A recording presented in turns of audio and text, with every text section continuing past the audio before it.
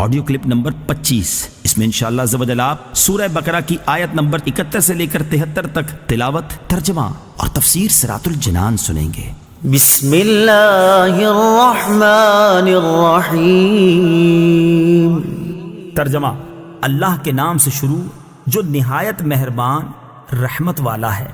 قال إنه يقول إنها بقرة لا ذلول وتثير الأرض ولا تسقي الحرث مسلمة لا شية فيها قالوا الآن جئت بالحق فذبحوها وما كادوا يفعلون۔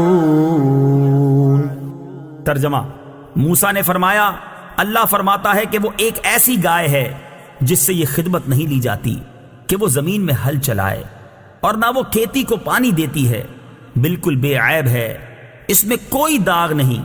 یہ سن کر انہوں نے کہا اب آپ بالکل صحیح بات لائے ہیں۔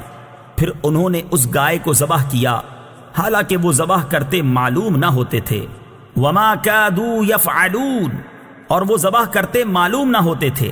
تفسیر صراط الجنان میں ہے، بنی اسرائیل کے مسلسل سوالات اور اپنی رسوائی کے اندیشہ اور گائے کی گرانی قیمت سے یہ ظاہر ہوتا تھا کہ وہ ذبح کرنے کا قصد نہیں رکھتے، مگر جب ان کے سوالات شافی جوابوں سے ختم کر دیے گئے تو انہیں ذبح کرنا ہی پڑا۔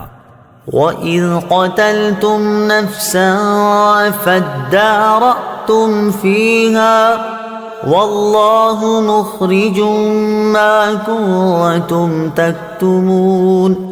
ترجمہ: اور یاد کرو جب تم نے ایک شخص کو قتل کر دیا، پھر اس کا الزام کسی دوسرے پر ڈالنے لگے، حالانکہ اللہ ظاہر کرنے والا تھا اس کو جسے تم چھپا رہے تھے۔ وَإِذْ قَتَلْتُمْ، اور جب تم نے قتل کیا۔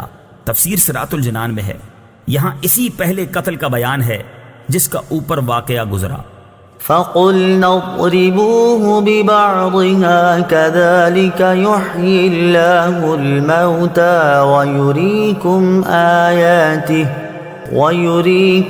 آيَاتِهِ لَعَلَّكُمْ تَعْقِلُونَ۔ ترجمہ: تو ہم نے فرمایا کہ اس مقتول کو اس گائے کا ایک ٹکڑا مارو، اسی طرح اللہ مردوں کو زندہ کرے گا اور وہ تمہیں اپنی نشانیاں دکھاتا ہے تاکہ تم سمجھ جاؤ۔ فَقُلْنَا، تو ہم نے فرمایا۔